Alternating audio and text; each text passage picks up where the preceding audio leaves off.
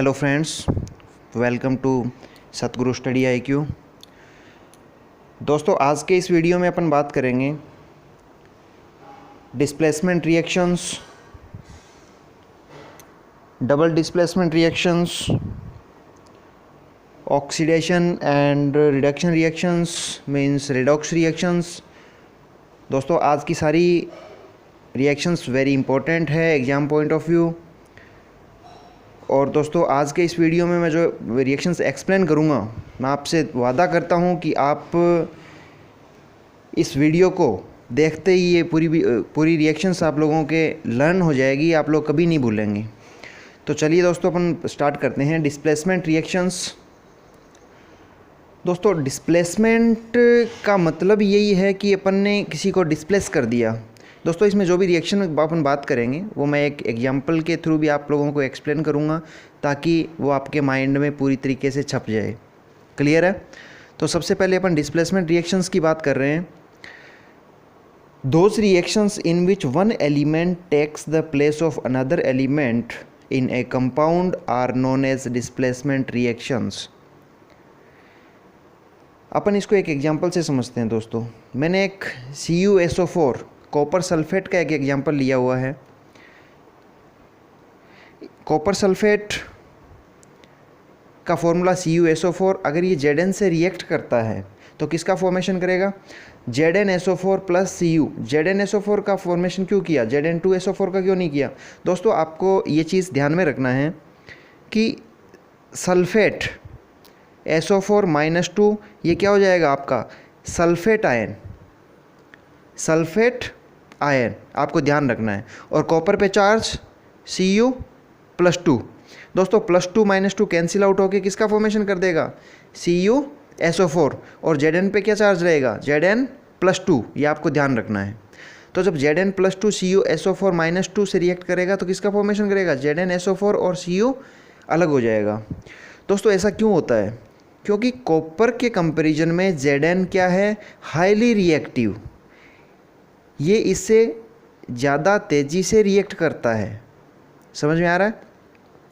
आप यूँ समझें कि दो चेयर है, दो चेयर पे दो पर्सन बैठे हैं, दो लोग बैठे हैं और तीसरा आदमी खड़ा है। अब क्या करेगा? जो तीसरा आदमी खड़ा है वो दो चेयर पे जो लोग बैठे हैं उनमें से एक आदमी को पकड़ के खड़ा कर देगा और उसकी जगह तुरंत जाके बैठ जाएगा। समझ में आ गया? तो जिसको खड़ा किया है वो खड़ा ही रह जाएगा और जो खड़ा था वो बैठ जाएगा। समझ में आ गया? तो इस तरह से अपने रिएक्शन को ध्यान में रखेंगे। CuSO4, Cu और SO4 बैठे थे, Zn खड़ा था, तो Zn कहाँ आ गया? Cu को खड़ा कर दिया और इसकी जगह क्या आ गया? ZnSO4। क्लियर है दोस्तों? इसी टाइप से अपन बात करें, CuSO4 Fe से रिएक्ट करेगा तो किसका फॉर्मेशन? FeSO4, क्योंकि Fe क्या है? Fe is highly reactive than copper. Clear है दोस्तों? इसी टाइप से Fe2O3। अब यहाँ पे जो फेरिक ऑक्साइड का फॉर्मेशन हुआ है, दोस्तों, Fe पे जो चार्ज होता है वो Fe+2 और Fe+3 की फॉर्म में होता है। अगर मैं Fe+2 की बात करूँ तो ये क्या हो जाएगा? फेरस। और Fe+3 होगा तो फेरिक। क्लियर है? अब ये फेरिक ऑक्सीजन के साथ रिएक्ट कर रहा है तो किसका फॉर्मेशन कर दिया? Ferric oxide. ये एल्यूमिनियम से रिएक्ट करेगा। एल्यूमिनियम Fe से हाईली रिएक्टिव है तो क्या हो जाएगा? Fe को हटा देगा, एल्यूमिनियम आ जाएगा। किसका फॉर्मेशन हो जाएगा?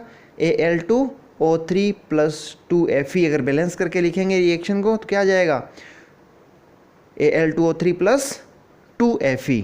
दोस्तों, इसके बाद में अपन बात करते हैं डबल डिस्प्लेसमेंट रिएक्शंस। अभी अपन ने बात करी सिंगल डिस्प्लेसमेंट।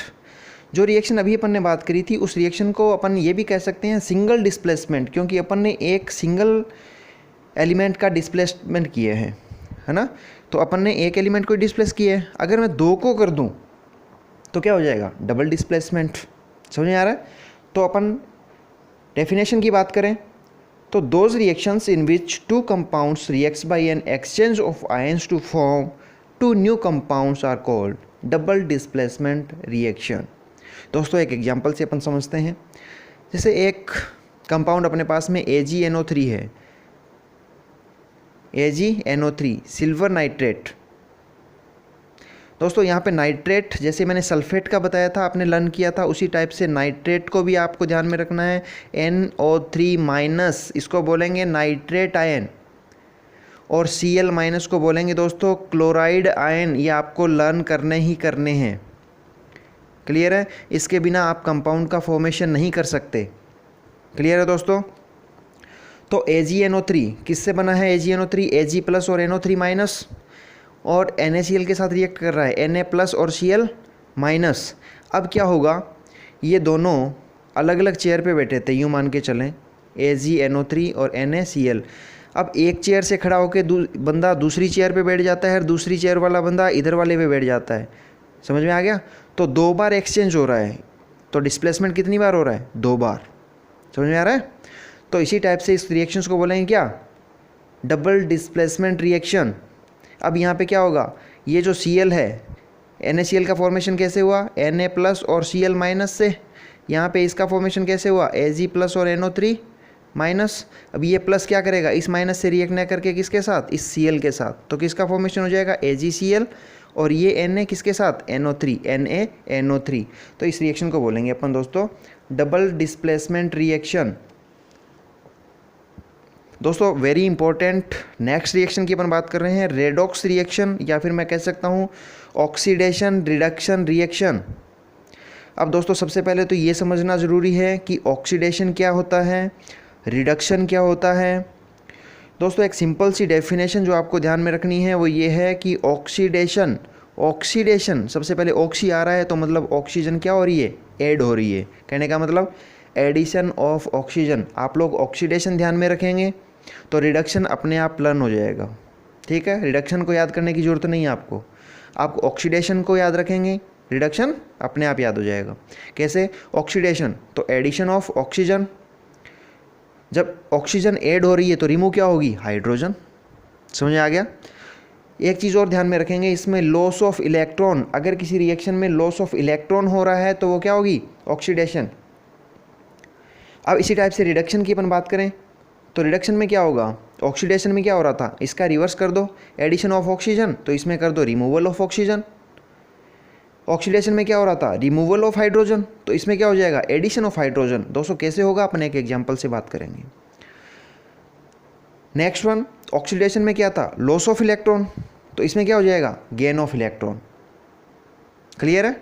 इसको एक एग्जांपल से मैं एक्सप्लेन करूंगा तो चीज़ समझ में आ जाएगी। और दोस्तों इसके बाद में अपन बात करेंगे ऑक्सीडाइजिंग एजेंट और reducing agent. Very important, exam में बहुत बार पूछ लिया जाता है दोस्तों।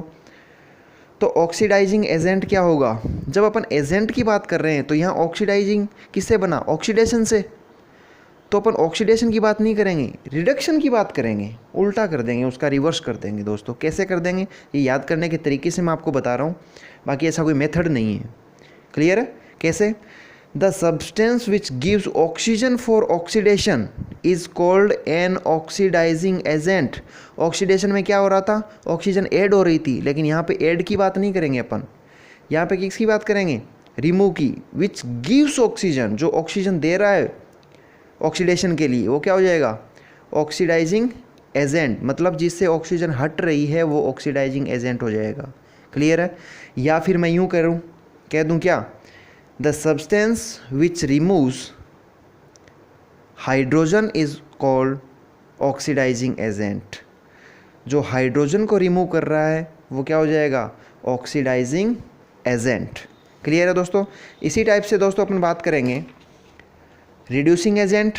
The substance which gives hydrogen for reduction is called a reducing agent. उसमें ऑक्सीजन दे रहा था तो वो ऑक्सीडाइजिंग एजेंट, और जो हाइड्रोजन देगा वो रिड्यूसिंग एजेंट। इसी टाइप से the substance which removes oxygen is also called a reducing agent. Clear है? जब ऑक्सीडेशन और रिडक्शन दोनों एक साथ होगा तो क्या हो जाएगा दोस्तों? Redox reaction. मैं एक एग्जांपल लेता हूं दोस्तों, जिसमें एग्जांपल अपने पास में है CuO plus H2 gives Cu plus H2O। इसमें दोस्तों आपको जब एग्ज़ाम में क्वेश्चन पूछा जाएगा तो वो कहेगा define redox reaction with example, तो आपको रेडॉक्स रिएक्शन में ऑक्सीडेशन एंड रिडक्शन दोनों एक्सप्लेन करना पड़ेगा। इसके लिए जब आप CuO को देखेंगे और यहाँ Cu को देखेंगे, इसका मतलब क्या हो गया, यहाँ से ऑक्सीजन हट गई, ऑक्सीजन रिमूव हो गई। जब ऑक्सीजन रिमूव हो रही है तो उसको बोलेंगे रिमूवल ऑफ ऑक्सीजन, कहने का मतलब रिडक्शन। समझ में आ गया। जब ऑक्सीजन ऐड हो रही है, इसमें देखें H2 और यहाँ पे आके ऑक्सीजन ऐड हो गई, तो इसका मतलब H2 के अंदर ऑक्सीजन ऐड हो रही है, means addition of oxygen. Addition of oxygen क्या बताया मैंने अभी, ऑक्सीडेशन। समझ में आ गया। जिस रिएक्शन के अंदर ऑक्सीडेशन रिडक्शन दोनों हो रहा है तो वो रिएक्शन क्या हो जाएगी, रेडॉक्स रिएक्शन। अब एग्जाम में क्वेश्चन इस तरह से पूछ लेता है कि रिएक्शन आपको गिवन होगी, कहेगा कि सब्सटेंस ऑक्सीडाइज कौन कौन सा हुआ है, सब्सटेंस रिड्यूस्ड कौन सा हुआ है, ऑक्सीडाइजिंग एजेंट कौन सा है, रिड्यूसिंग एजेंट कौन सा है। दोस्तों रिड्यूसिंग एजेंट की बात करें तो कौन सा है, रिड्यूसिंग एजेंट H2, क्लियर है। या ऑक्सीडाइजिंग एजेंट अपन इससे बात करें, पहले मैं बात करता हूँ सब्सटेंस ऑक्सीडाइज्ड। ऑक्सीडाइज मतलब जिसका ऑक्सीडेशन हुआ है, मतलब जिसमें ऑक्सीजन ऐड हुई है। ऐड किस में हुई है, H2 में, तो ये क्या हो जाएगा H2। क्या हुआ है H2 का, ऑक्सीडेशन, तो मीन्स सब्सटेंस ऑक्सीडाइज्ड कौन हुआ है, H2। रिड्यूस्ड कौन हुआ है, जिससे ऑक्सीजन रिमूव हो रही है, तो वो क्या है CuO, क्लियर है। अब ऑक्सीडाइजिंग एजेंट, ऑक्सीडाइजिंग कौन होगा, जिसका रिडक्शन होगा। रिडक्शन किसका हुआ है, CuO का, तो ये क्या हो जाएगा ऑक्सीडाइजिंग एजेंट। और रिड्यूसिंग एजेंट, रिड्यूसिंग जो ऑक्सीडाइज हुआ है, मैंने कहा रिवर्स कर दो, तो यहाँ पे रिड्यूसिंग की बात कर रहे हैं तो किसकी बात करेंगे, ऑक्सीडेशन की। ऑक्सीडेशन किसका हुआ है, H2 का, तो रिड्यूसिंग एजेंट H2। इसी टाइप से सेकेंड इक्वेशन की बात करें, H2S + Cl2 gives S + 2 HCl।